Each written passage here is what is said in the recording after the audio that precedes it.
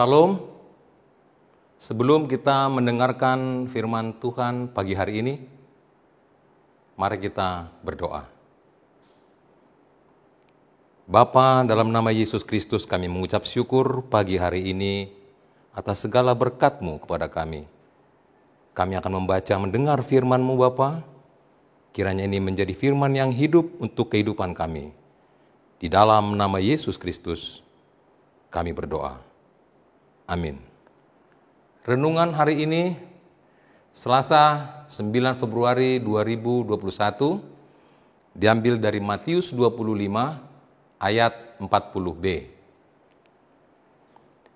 Sesungguhnya segala sesuatu yang kamu lakukan untuk salah seorang dari saudaraku yang paling hina ini, kamu telah melakukannya untuk aku.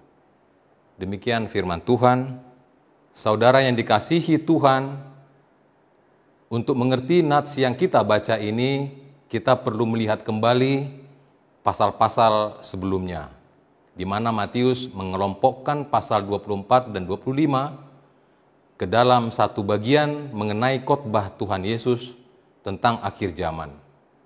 Dan nats renungan ini merupakan khotbah terakhir Tuhan Yesus tentang akhir zaman. Yang menarik untuk kita simak, saudara, bahwa puncak dari semua peristiwa itu berkaitan dengan tugas manusia sampai kedatangannya yang kedua kali, yaitu tindakan dan perbuatan yang sederhana. Satu tindakan nyata, bagaimana kita mengaplikasikan kehidupan yang telah ditebus oleh Allah sebagai suatu kehidupan yang nyata dan memberi pengaruh bagi sesama. Jika kita bandingkan dengan perumpamaan Tuhan Yesus sebelumnya, nats hari ini merupakan salah satu perumpamaan yang paling hidup yang pernah Tuhan Yesus katakan, dan maknanya pun sungguh jelas untuk kita pahami.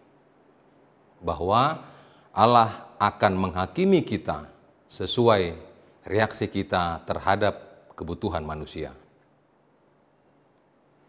Saudara terkasih dalam nama Tuhan, penghakiman Tuhan tidak tergantung pada pengetahuan yang kita kumpulkan.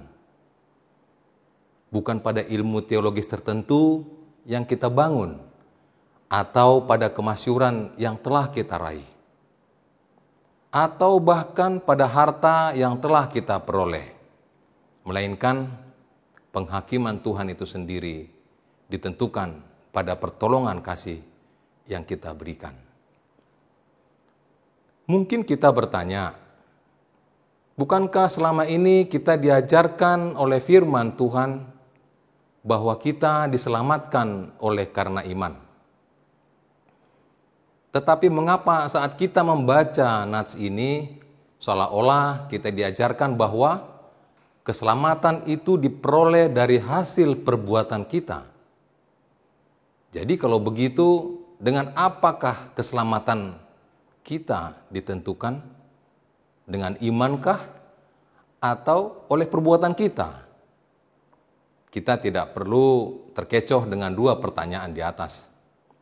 Saya percaya bahwa keselamatan kita ditentukan oleh iman kepada Tuhan Yesus Kristus.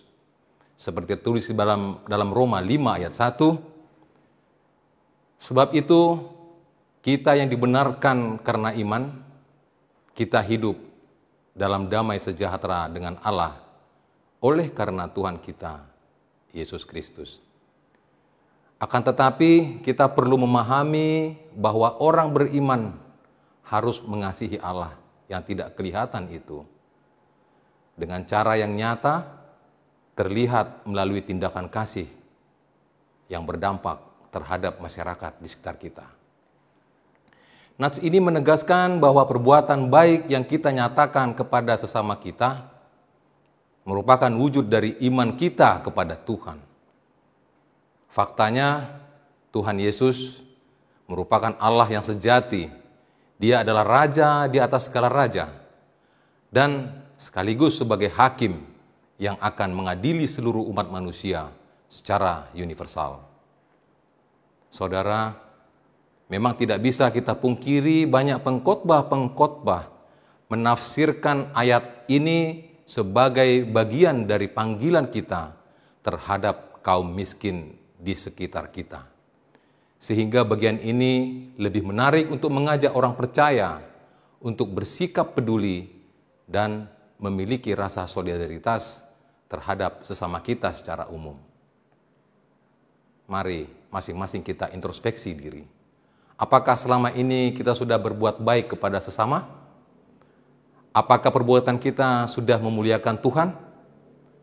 Apakah kita sudah mengasihi orang-orang lain yang mungkin berkekurangan, sakit, dan sebagainya? Jika kita sama sekali belum memiliki kasih seperti itu, patut kita renungkan. Jangan-jangan sebenarnya kita sendiri belum merasakan kasih Tuhan dan belum menerima keselamatan dari Tuhan. Karena itu, mari mulai hari ini kita berusaha untuk menjadi saluran kasih Tuhan bagi orang lain. Sebab tanpa melakukan hal ini, itu artinya kita sedang melawan Tuhan. Hanya orang yang pernah dilayani Tuhan pada saat dirinya masih hina dan berdosa, bisa melayani siapa saja tanpa pandang bulu. Dengan demikian, kalau Yesus saja mau mengidentifikasikan dirinya dengan mereka yang dianggap hina, siapakah kita yang merasa tidak level untuk melayani mereka? Faktanya, Tuhan Yesus sudah memberikan yang terbaik bagi saudara dan saya. Pertanyaannya, apa yang dapat kita hadiahkan bagi Dia? Tentu yang menjadi persoalan di sini bukanlah siapa dan mengapa Tuhan mengidentikan dirinya dengan orang-orang yang tidak dipandang itu. Yang mau ditunjukkan oleh Tuhan melalui pernyataan itu adalah bagaimana kecintaan dan kesetiaan kepada Tuhan seharusnya terwujud melalui cinta dan kepedulian kepada sesama kita. Amin. Kita berdoa. Terima kasih kami ucapkan kepadamu Bapa di sorga atas kebaikan-Mu kepada kami. Firman-Mu telah kami baca dan kami mengerti pada hari ini.